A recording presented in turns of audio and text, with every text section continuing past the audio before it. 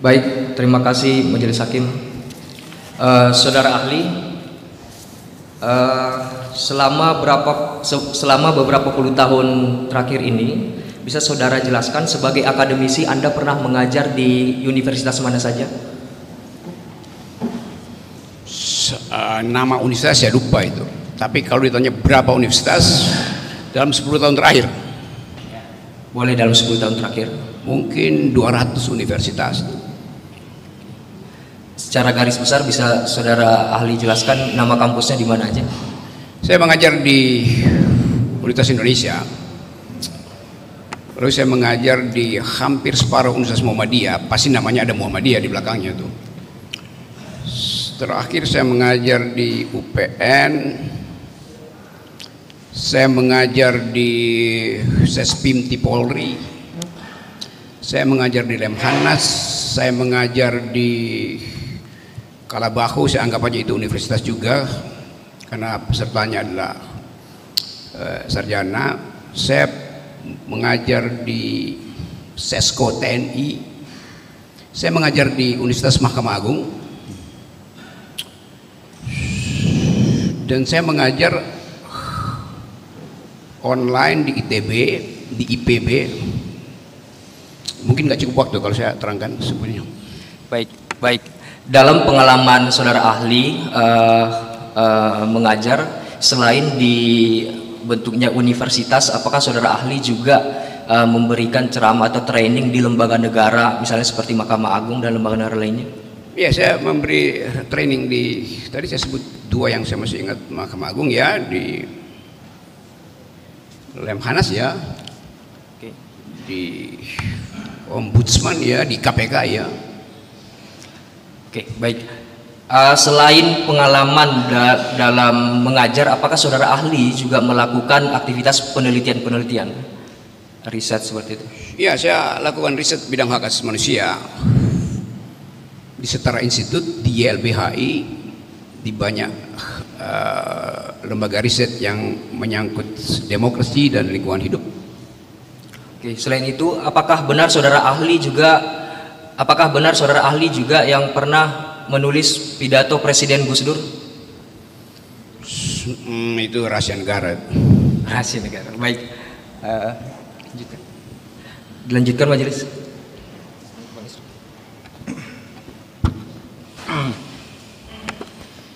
Ya, pertama terima kasih sudah bersedia menjadi ahli di pengadilan ini. Saudara ahli, dalam kapasitas ya, saudara riset, mengajar, apa itu kebebasan berekspresi dan apa jaminan berekspresi dalam kasus atau sejarah dan lingkungan akademik seperti itu? Lingkungan akademik tidak ada batasan kebebasan berekspresi. Justru DNA dari universitas adalah kebebasan berekspresi itu. Ekspresi dalam bentuk pikiran, ekspresi dalam bentuk teater, ekspresi dalam bentuk demonstrasi, bahkan ekspresi dalam bentuk ya turunkan rektor, macam-macam tuh. Dan saya kira di dalam dunia kampus justru dimungkinkan atau dianjurkan untuk bebas berekspresi dan bertengkar secara akademik tuh. Hal yang paling, coba saya terangkan sesuatu peristiwa supaya dapat gambarannya. Lemhanas itu kebanyakan diduduki oleh, kursi kelasnya diduduki oleh para yang ingin naik pangkat jadi jenderal tuh. Satu waktu saya mengajar di Seskogap TNI di Bandung, Jalan Gatot Subroto itu. Saya lagi menerangkan tentang global human rights problem. Tiba-tiba seorang kolonel mahasiswa saya diangkat tangan. Dia bilang begini, Pak Rocky, Anda mengajar filsafat? Ya betul. Terangkan pada saya apa pembenaran filosofi untuk suatu tindakan kudeta. Anda bayangkan tuh, kolonel bertanya tentang kudeta. Tentu saya tahu dia mempelajari bahwa banyak kudeta di dunia ini dilakukan oleh kolonel tuh. Kalau udah jenderal pasti dia agak susah karena ada syarat-syarat yang terlalu, pertimbangan yang terlalu rumit. Tapi seorang kolonel bertanya tentang apa pembenaran filosofis kudeta? Dia tidak bertanya pada saya apa yang membatalkan kudeta dari segi filosofis, dia bertanya apa yang membenarkan kudeta dari segi filosofis. Artinya secara deskriptif banyak kudeta berlangsung justru oleh militer. Lalu dia cari keterangan, nah, kenapa dimungkinkan kudeta itu dari segi filosofis itu. Di samping saya ketua programnya pada waktu itu kayaknya marinir bintang 3. Saya tanya sama dia, Pak bagaimana kalau pertanyaan semacam itu, karena saya anggap ini pertama kali saya ditanya untuk hal yang pasti kontroversial tuh.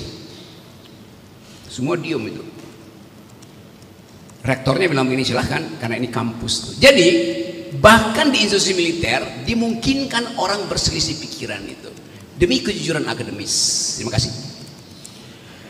Apa urgensi menjamin kebebasan berekspresi dalam konteks sebuah negara menurut ahli?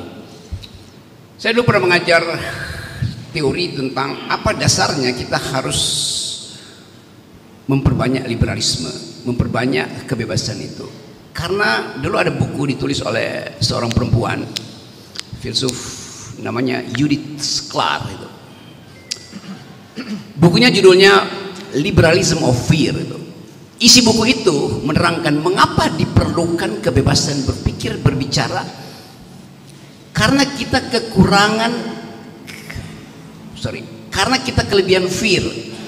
Jadi dalam masyarakat di mana kecemasan itu menghantui semua individu, disitulah diperlukan jaminan terhadap kebebasan bicara, kebebasan hati nurani minimal. Nah, Judith Sklar ini seorang yang mengamati problem-problem kebebasan berbicara sepanjang periode otoritarianisme, fasisme itu. Jadi dia mengambil kesimpulan bahwa bukan karena kebebasan berbicara itu, atau bukan hanya karena kebebasan berbicara itu hak asasi manusia diberikan oleh Tuhan, oleh alam semesta, tapi karena keadaan masyarakat yang ketakutan, fearfulness, maka diperlukan freedom of speech itu. Jadi Judith Sklar orang yang mengerti teori, tapi dia juga melihat keadaan masyarakat dunia pada waktu itu. Dan saya kira kalau dia diundang ke Indonesia, dia akan ucapkan hal yang sama, yaitu liberalism of fear. Jadi kebebasan yang dasarnya bukan sekedar hukum alam, tetapi fakta real, yaitu di sudut-sudut kota, di gang-gang sempit, di hutan-hutan sawit, di tempat-tempat buruh berdemonstrasi, di situ ada ketakutan. Karena itu diperlukan jaminan kebebasan berbicara. Apa relasi kebebasan berekspresi dengan kritik terhadap kekuasaan, terhadap pejabat publik atau pejabat pemerintah? Dari zaman Socrates, pertama kali kebebasan berbicara itu diadili. Memang kebebasan berbicara itu membuat kuping kekuasaan itu panas, karena kebebasan berbicara pasti diucapkan pada mereka yang potensial untuk mencegah bibir warga negara itu, lidah warga negara mengucapkan kritik gitu. Jadi jelas di situ hermeneutiknya adalah hanya karena ada halangan berbicara, maka kebebasan berbicara itu justru harus dimaksimalkan. Jadi relasinya jelas bahwa di dalam keadaan ada proto-otoritarianisme, ada kripto-totalitarianisme, kebebasan berbicara mesti bunyinya itu mesti di amplitudonya mesti diperpanjang, itu mesti speakernya mesti diperkuat. Karena itu kita mesti katakan selalu ada trade off antara negara yang demokratis dan penghalangan kebebasan berbicara. Semakin demokratis sebuah negara, kebebasan berbicara itu adalah hal yang dianggap biasa aja tuh. Tapi kita tahu bahwa konteks kita hari ini justru terbalik, ada demokrasi, ada reformasi, tapi kebebasan berbicara justru terhalang. Ketika pembahasan konstitusi ya, pembahasan kemerdekaan di tahun 45, ada perdebatan antara Bung Hatta sebagai kelompok yang mendorong pasal kebebasan berekspresi dan Supomo dan kawan-kawan yang mendorong kekeluargaan prinsipnya. Apakah ahli bisa menjelaskan perdebatan itu, dan kemudian bagaimana perkembangan penerapan pasal ekspresi di masa-masa baik Orde Lama, Orde Baru, dan reformasi ini? Oke, semua kita yang pernah belajar dasar-dasar civic, dasar-dasar kewarganegaraan, entah itu melalui mata kuliah HTN, mata kuliah pengantar ilmu politik, mengerti bahwa Indonesia pernah diasuh di dalam satu aura kebebasan berbicara. Jadi konstituante itu tempat kita konteksnya pasti perdebatan di konstituante, mengekspresikan semua faham yang di dalam pikiran kita masuk akal itu. Supomo masuk akal untuk mengatakan nggak perlu ada kebebasan berbicara, karena masyarakat Indonesia itu sifatnya kekeluargaan. Jadi buat apa ada kebebasan berbicara kalau pada akhirnya kita akan minta pendapat daripada bapak itu. Sebaliknya Hatta yang belajar tentang demokrasi bertahun-tahun di Eropa tentu paham bahwa beda antara bapak bangsa dan bapak biologis. Bapak biologis tidak bisa digantikan. Yang kita sebut bapak bangsa yang sekarang disebut presiden itu bisa digantikan. Jadi tidak boleh bagi Hatta, tidak boleh kebebasan berbicara itu dihalangi hanya karena prinsip feodalisme atau yang lebih modern prinsip patrimonialisme itu. Jadi desainnya itu. Tapi kalau saya baca perdebatan itu, dan yang paling bagus adalah ikuti disertasi dari Pak Buyung Nasution, yang pasti teman-teman yang belajar hukum mengerti itu. Bahwa pada waktu itu bahkan ada anggota konstituante yang menginginkan Indonesia jadi negara kerajaan. Itu lebih gila lagi itu. Kan itu artinya kebebasan berbicara sama sekali nggak ada itu. Ada yang ingin kembali pada negara Islam, ada yang ingin negara sekuler tuh. Jadi walaupun Supomo mendalilkan bahwa kebebasan berbicara tidak perlu, apalagi mereka yang menginginkan Indonesia pergi pada bentuk kesultanan, tetapi forum itu sendiri adalah forum yang menjamin orang mengucapkan apa aja. Karena itu perdebatan antara Hatta dan kelompok yang pro agama misalnya itu biasa tuh. Jadi bukan berarti kita halangi orang yang punya pikiran otoriter, enggak, jangan kita halangi, tetapi kita jamin semua orang yang punya pikiran wajib dilindungi haknya untuk mengucapkan. Entah dia pro Tuhan, entah dia anti Tuhan, dia pro demokrasi, anti demokrasi, tapi mesti fair. Jadi itu prinsip yang saya anggap bahwa di awal kemerdekaan ada forum publik yang menjamin kebebasan berbicara itu. Dalam peran-peran tadi demokrasi, kebebasan berekspresi, sejauh mana peran masyarakat sipil yang diwakili mungkin oleh lembaga masyarakat sipil LSM gitu ya, atau organisasi HAM itu menjadi penting?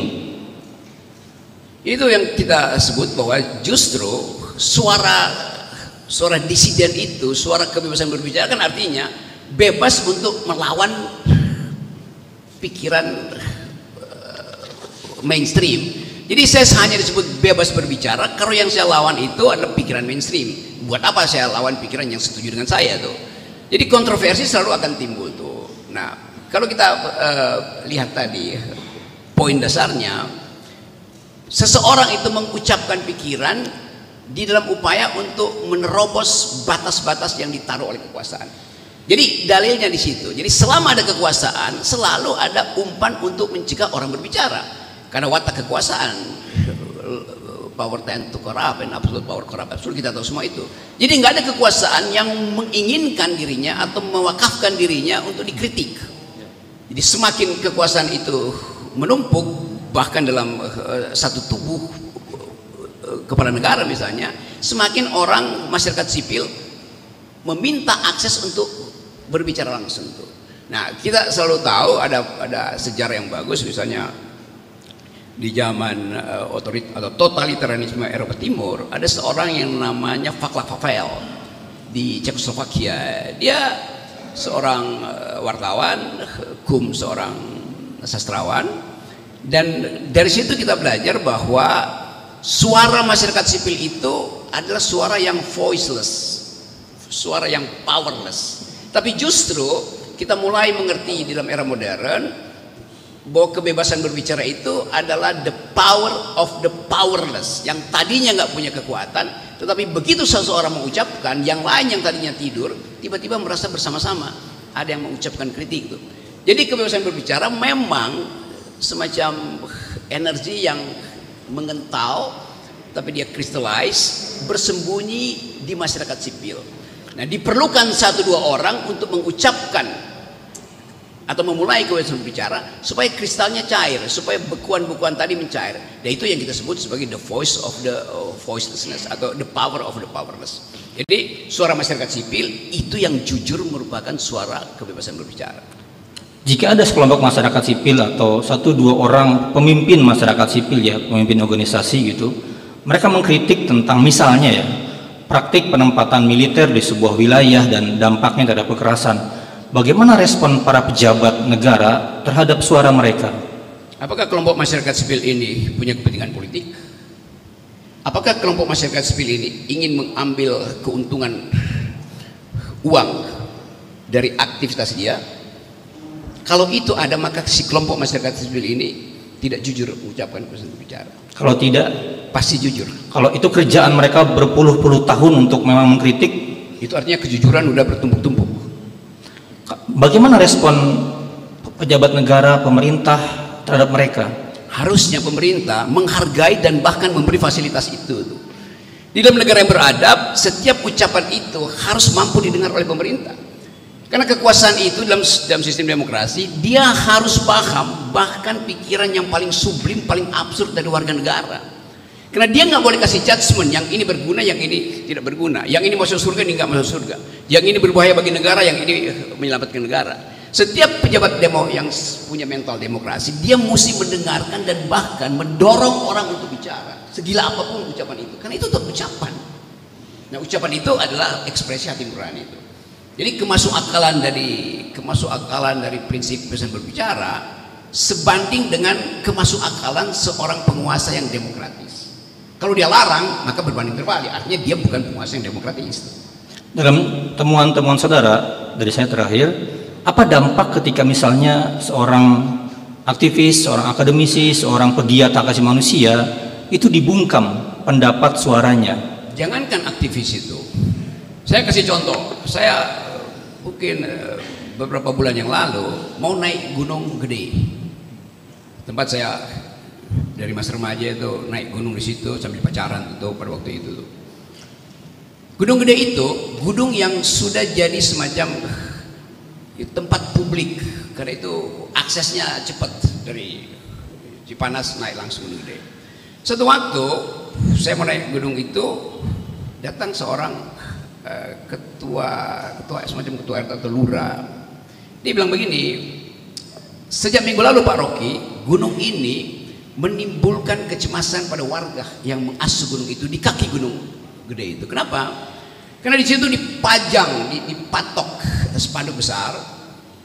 Ini adalah proyek strategis presiden. Panik, terjadi kepanikan tuh. Saya tanya kenapa?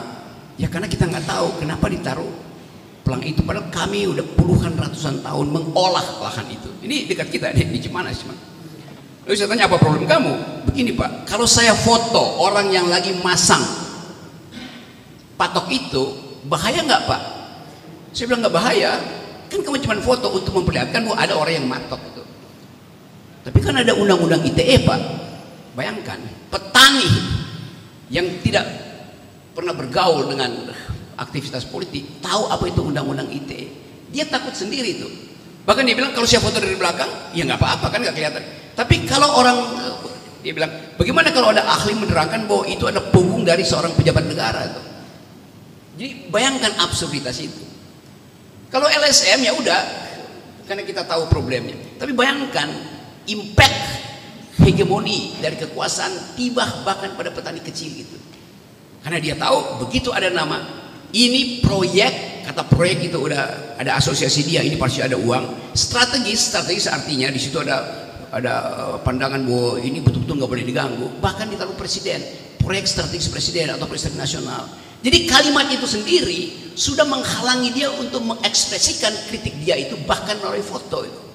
Sedalam itu penguasaan hegemoni sehingga kita akhirnya jadi bisu itu. Hal yang nggak boleh terjadi di dalam kehidupan demokrasi kita. Dari saya cukup majelis. Dengan saya silakan. Baik, saya lanjutkan majelis. Saudara ahli, kita akan bertanya mungkin terkait dengan hal-hal yang lebih mendasar terlebih dahulu soal ekspresi, lalu nanti perbedaannya dengan kritik dan batasan-batasannya. Nah, dalam persidangan ini, kedua terdakwa ini dipidana di bawah persidangan ini dalam hal aktivitas mereka membicarakan suatu hasil riset. Nah, Tapi sebelum itu saya akan bertanya terkait dengan pembatasan-pembatasan hak ekspresi. Nah, dalam kerangka hukum hak asasi manusia, baik itu global di Eropa atau bahkan di Indonesia, gitu, termasuk juga diskurs dan penerapannya, semua mengakui bahwa kebebasan berekspresi itu ada batasan-batasannya. Nah, ada syarat-syarat dan kondisionalnya. Bisakah saudara menjelaskan baik dalam kerangka filosofis atau kemudian juridis dan sosiologis, dalam hal apa sih suatu pembatasan terhadap kebebasan berekspresi itu legitimate atau dibolehkan? Sebetulnya kita mesti balik dulu ya. Di dalam demokrasi itu semua hal boleh diucapkan kecuali yang dilarang. Itu prinsip demokrasi. Tapi seringkali dibalik, semua tidak boleh kecuali diizinkan oleh undang-undang, diizinkan oleh presiden, diizinkan oleh menteri. Kan konyolnya di situ kan. Jadi sebetulnya bahkan pertanyaan itu udah mengindikasikan bahwa ada pembalikan paradigma, bahwa orang semuanya dilarang bicara kecuali diizinkan. Ini masalahnya di situ dulu tuh. Jadi kalau ditanya apa yang boleh membatalkan, nggak ada yang boleh membatalkan kebebasan berekspresi. Kebebasan berekspresi hanya batal kalau kebebasan itu berubah menjadi tindakan fisik melarang orang. Hanya itu kan. Jadi kalau kita ambil prinsip yang paling liberal di Amerika, Anda boleh caci maki siapapun kecuali ujung telunjuk Anda tiba di ujung hidung orang yang Anda benci. Itu batasnya tuh. Jadi betul-betul diasumsikan bahwa pikiran manusia itu harus bebas diucapkan, kecuali cara mengucapkannya itu menyentuh fisik seseorang. Itu kekerasan. Jadi hanya kekerasan, hanya tindakan ekspresi yang bersifat kekerasan yang harus diduga melanggar hukum.